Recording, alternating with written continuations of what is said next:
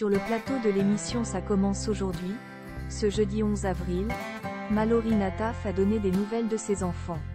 Notamment de son petit dernier, qui ne va pas très bien. Mallory Nataf a été l'une des vedettes d'Ab Productions. Connue pour avoir joué dans Le miel et les abeilles, puis la série Sous le soleil, elle joue à présent dans Les mystères de l'amour. Elle est revenue ce jeudi pour Faustine Bollard dans Ça commence aujourd'hui, sur France 2, sur son énorme burn-out, elle qui a vécu une dizaine d'années sans domicile fixe.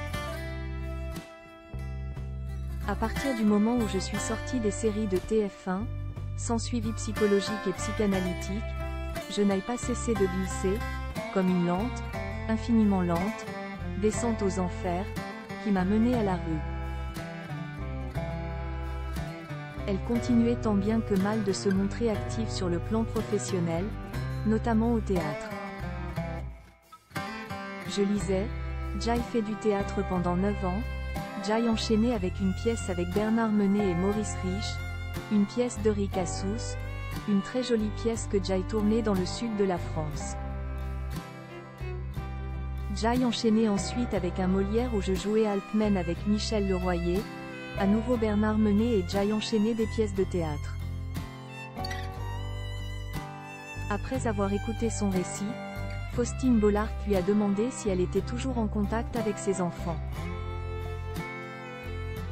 Mallory Nataf et la perte de la garde de ses enfants. Je vois mon fils aîné tous les jours pratiquement.